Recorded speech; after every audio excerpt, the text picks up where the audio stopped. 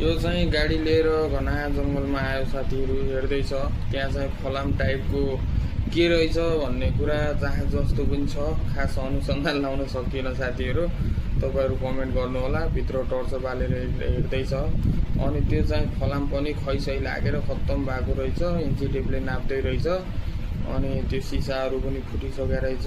अनि यता नक्सा सक्सा पनि हेर्दैछ कस्तो टाइपको बनाउँदा सही होला भन्ने सोचिरहेको होला हैन।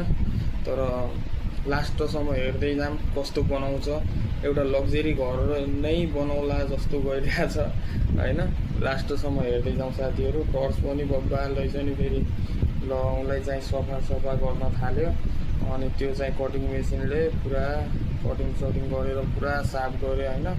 छेद परेको ठाउँमा टाल्यो अनि पुरा कलर सलर लगाएर त दामी बनायो है। बाहिर पनि पुरा कटिङ गर्दैछ साथीहरू।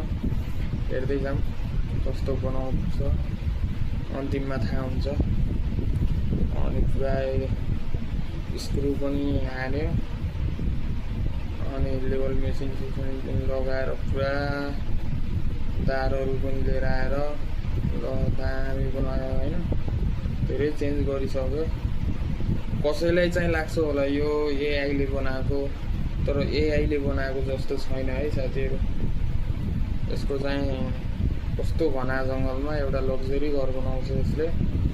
ल यो चाहिँ तल मुनि चाहिँ पाल जस्तो बिछाएर ठ्याक्क लेभल मेसिनले नापेर ल दामी बनाउँदैछ साथीहरू। अहिले चाहिँ दामी बनाएर पनि त कलर सलर लाएर अनि त्यो भित्तामा पनि पुरै दामी बनाएर डिजाइन सिजाइन निकालेर। तर यतिको चाहिँ हुनुपर्छ। ल यता सिसामा पनि के हो त्यो लगाएर हैन। ल दामी बनाइरहेको छ। ल एकदमै दामी छ। ल उनले चाहिँ यता झेलहरू पनि बनाउँदैछ अनि माथितिर पनि के पुरा लगाइरहेछ है। तारको एकदमै दामी बनाइरहेको छ। त्यो पहिलाको हेरौँ भने त अहिले धेरै चेन्ज गरिसक्यो। अनि माथि चाहिँ छेद गर्यो है। यो चाहिँ पावरको लागि होला, करेन्टको लागि।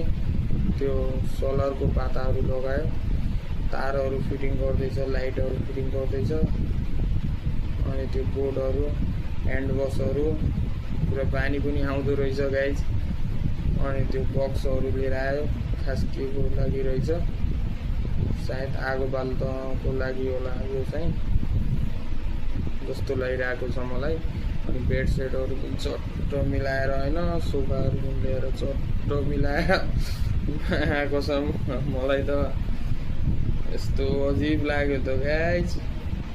पुरा ह्यान्डबक्सहरू पनि लिएर आएर पुरा सबै कुराहरू कलर सलर लगाएर त्यस्तो बिग्रेको ठाउँमा एकदमै दामी लग्जरी घर बनायो त साथीले। हेरौँ त एकदमै दामी छ। ल कस्तो दामी बनाएको होला। तर त्यत्रो सामान पनि कहाँ लिएर आउँछ हौ। एकदमै दामी बनायो है त।